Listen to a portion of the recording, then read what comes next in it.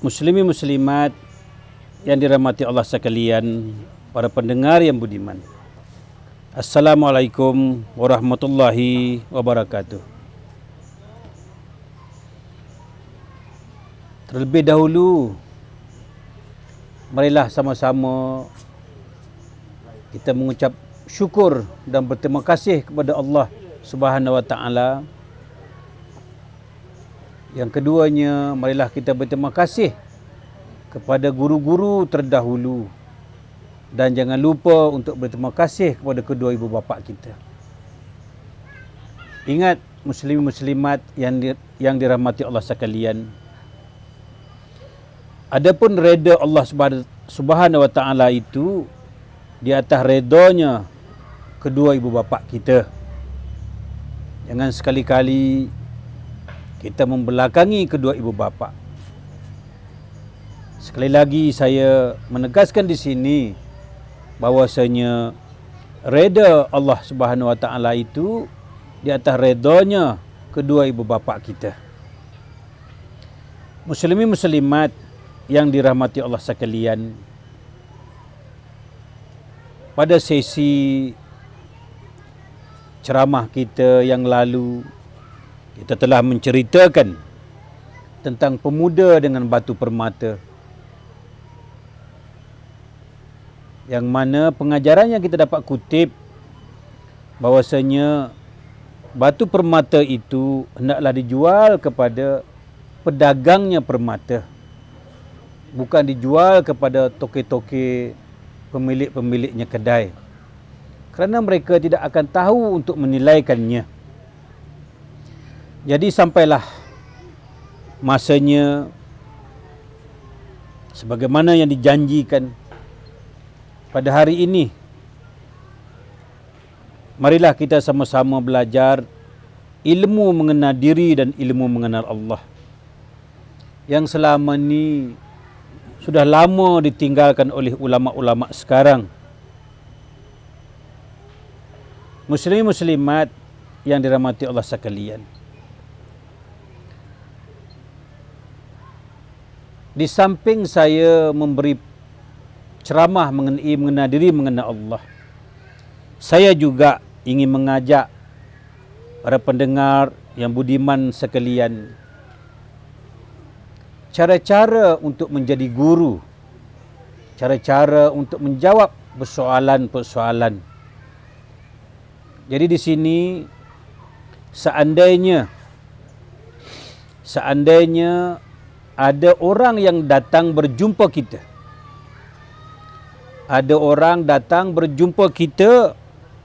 untuk belajar ilmu mengenal diri dan mengenal Allah, jadi perkhabarkanlah sebagaimana yang saya ceritakan ini.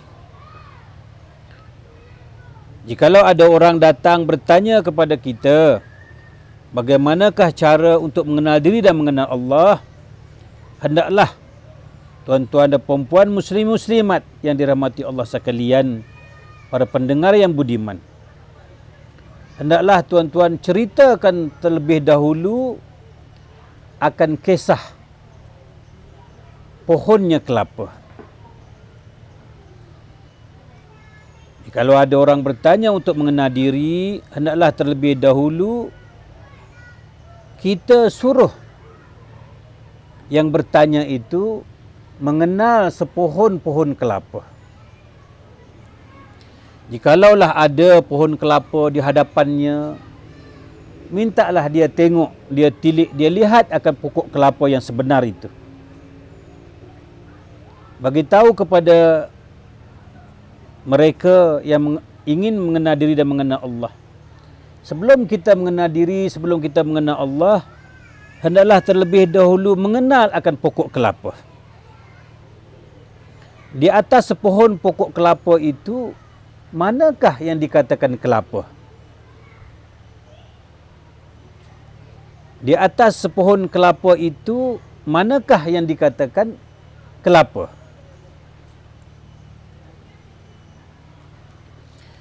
Jadi seumpamanya saya pegang ini pohonnya kelapa,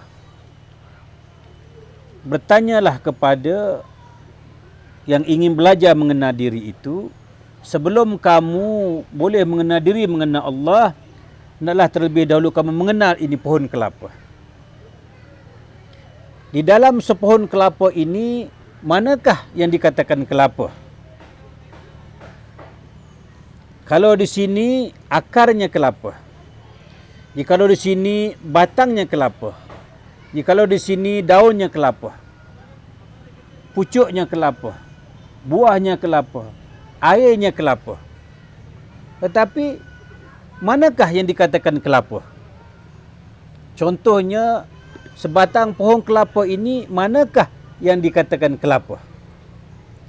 Jikalau kamu boleh menjawab mana itu kelapa, artinya kamu boleh mengenal diri pada saat ini, jam ini, di ketika ini. Barang siapa yang berjumpa akan kelapa, maka berjumpalah ia dengan dirinya sendiri. Jadi muslimin muslimat yang dirahmati Allah sekalian,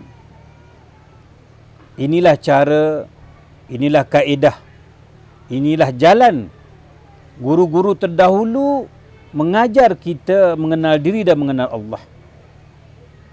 Mereka tidak terus-terus mengajar mengenal diri, mengenal Allah, melainkan melalui kiasan, kias dan ibarat. Adapun kiasan saya pada sebatang pohon kelapa itu, manakah yang dikatakan kelapa? Barang siapa tahu mana kelapa, artinya di sini tahulah dia di mana dirinya. Baik. Yang kedua pula, barang siapa yang ingin belajar mengenal diri, mengenal Allah, kita boleh beri cara, ambillah sekeping cermin. Ambillah sekeping cermin, suruh dia menilik cermin itu. Seumpamanya ini cermin. Barang siapa yang datang bertanya tentang ilmu mengenal diri dan mengenal Allah, terlebih dahulu hendaklah kita ambil sekeping cermin. Seumpama contohnya ini cermin. Suruh dia melihat, menilik akan di dalam cermin itu. Siapakah yang di dalam cermin itu? Siapakah yang dalam cermin itu? Jadi seumpamanya di dalam cermin ini kita lihat adanya mata kita. Kita lihat adanya hidung kita, adanya mulut kita, ada tangan dan kaki. Ini kita. Dan di dalam cermin juga ada kita. Manakah sebenar-benarnya diri kita? Cuba kita ambil jarum, kita cucuk akan mata yang di dalam cermin. Kita ambil jarum, cucukkan mata yang di dalam cermin.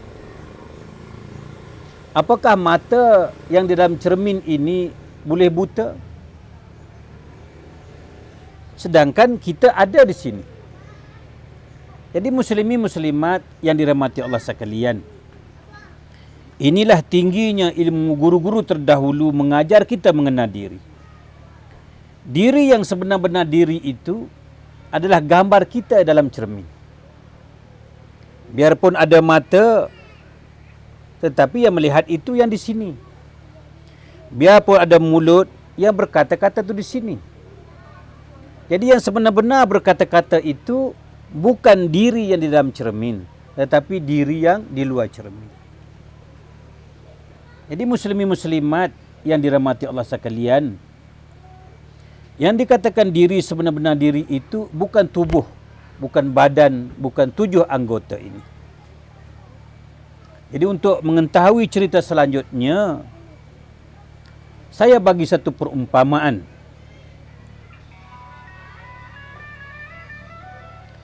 Seandainya ada orang yang datang untuk belajar mengenal diri dan mengenal Allah. Cara yang ketiganya, tuan-tuan tanya akan namanya. Tanya akan namanya. Seumpamanya yang ingin menuntut ilmu itu bernamanya Muhammad Yusuf. Jadi kita tanya kepada si penanya itu, manakah yang dikatakan Muhammad Yusuf? Seumpama saya ini murid ingin belajar mengenal diri. Guru akan bertanya kepada saya, manakah Muhammad Yusuf? Jadi saya angkat tangan. Inilah, guru akan menceritakan kepada kita bahawasanya ini bukan Muhammad Yusuf, ini tangan. Guru bertanya lagi kepada kita, manakah yang dikatakan Muhammad Yusuf? Kita tunjuk, inilah Muhammad Yusuf. Muslimin muslimat yang dirahmati Allah, ini bukan Muhammad Yusuf, ini dada. Guru bertanya lagi kepada kita, manakah Muhammad Yusuf? Kita tunjuk bahawasanya inilah Muhammad Yusuf. Muslimin muslimat yang dirahmati Allah sekalian, ini bukan Muhammad Yusuf, ini mulut. Lalu terakhir guru bertanya kita, manakah yang dikatakan diri sebenar-benar diri Muhammad Yusuf? Kita menjawab, seluruh anggota inilah Muhammad Yusuf.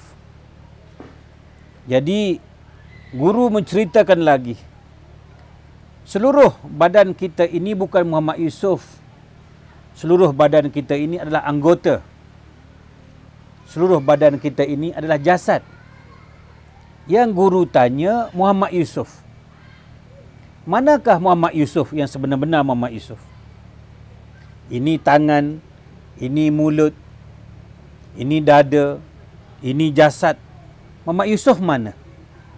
Nah, inilah kaedah orang dulu mengajar mengenal diri. Barang siapa yang mengenal Muhammad Yusuf, maka kenallah dia akan dirinya sendiri. Sebagaimana kelapa tadi. Barang siapa mengenal kelapa, maka kenallah dia akan diri. Ya. Barang siapa mengenal Muhammad Yusuf, mengenallah dia akan diri. Jadi di sini muslimin muslimat yang dirahmati Allah sekalian, para pendengar yang budiman, saya ingin berseru kepada yang di luar sana, carilah di manakah letaknya nama diri tuan-tuan sekalian. Carilah di manakah letaknya nama diri tuan-tuan sekalian. Apakah nama tuan-tuan tu letaknya di tangan?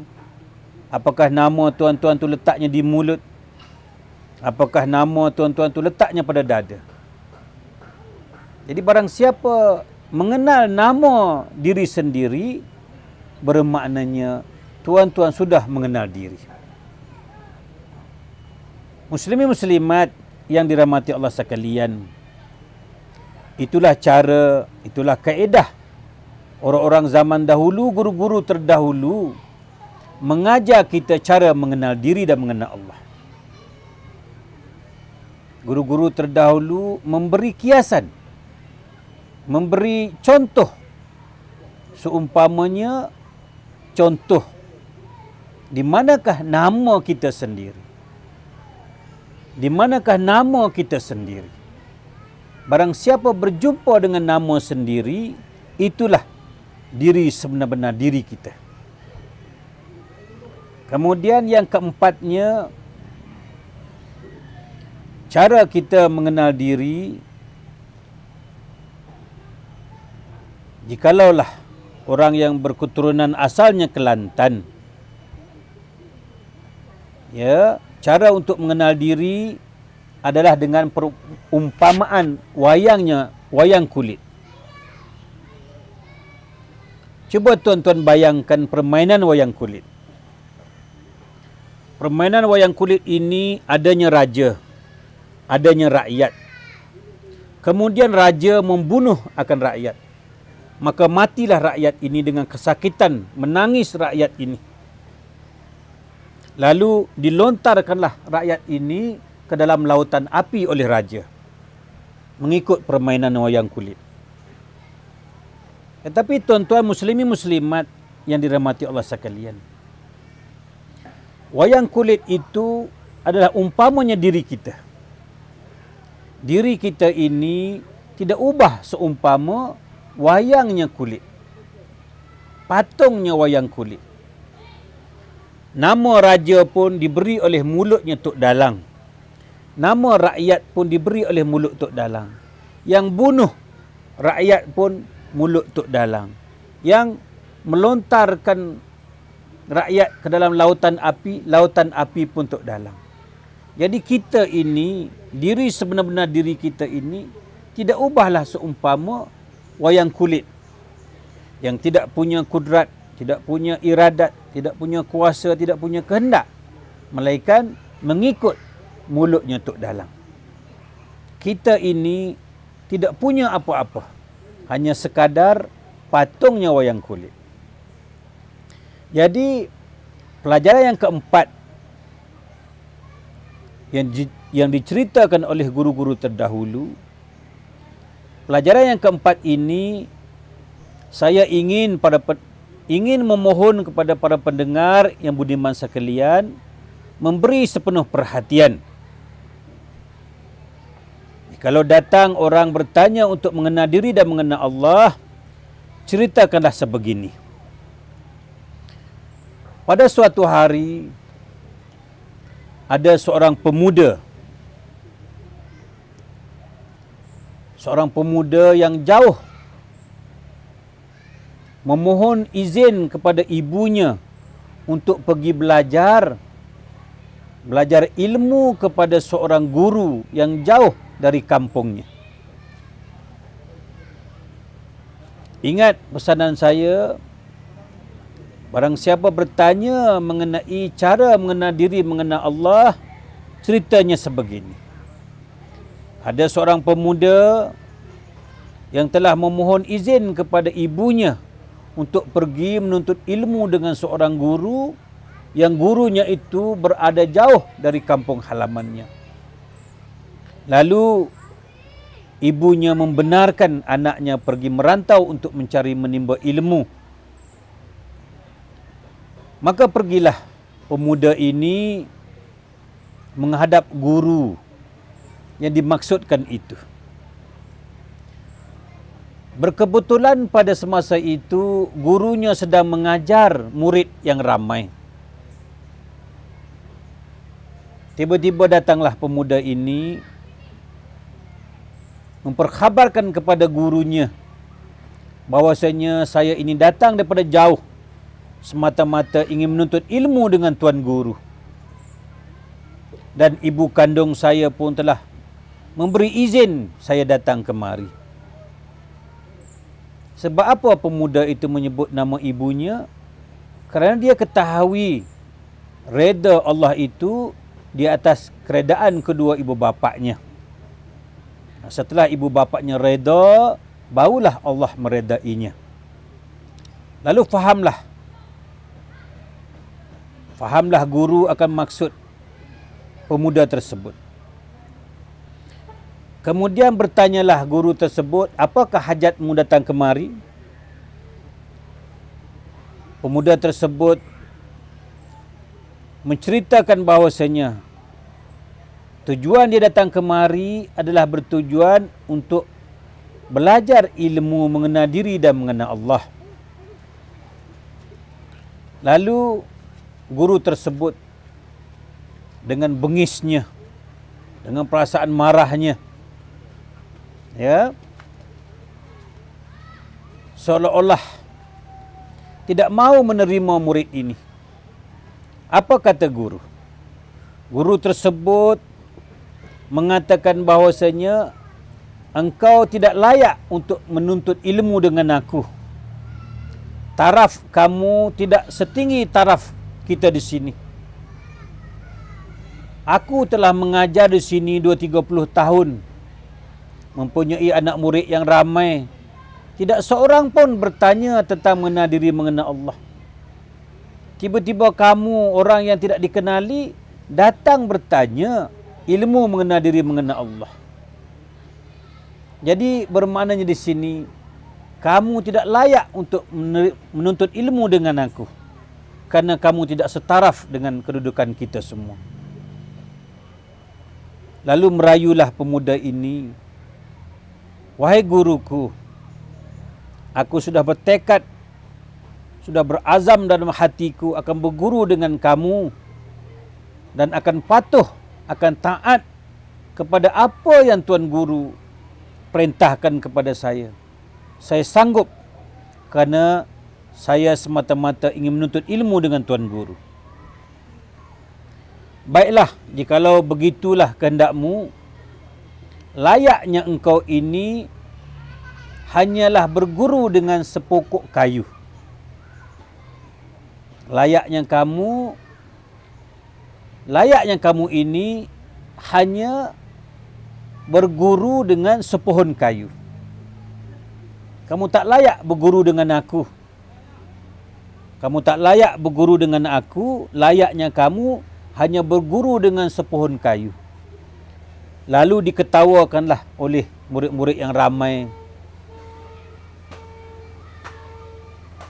Kemudian, kerananya patuh dan taatnya murid ini, maka diikutlah perintah gurunya berguru dengan sepohon kayu.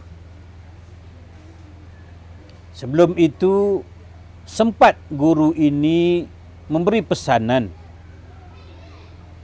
Sebelum engkau berlalu untuk berguru dengan pohon kayu, aku ingin beri ingat kepada kamu, hendaklah kamu pandang pohon kayu itu daripada bawah ke atas, daripada atas ke bawah. Pandanglah bermulanya daripada bawah hinggalah ke atas, dan pandanglah atas hingga ke bawah. Seumpamanya ini pohon kayu. Pandanglah daripada benih sehingga batang, sehingga dahan, sehingga daun, sehingga bunga, sehingga pucuk. Selepas itu, kamu patah balik. Patah balik daripada pucuk pergi kepada dahan, dahan kepada batang, batang kepada akar, akar kepada biji benih. Itu yang dipesan oleh gurunya. Maka pergilah dia ke sebatang pokok kayu.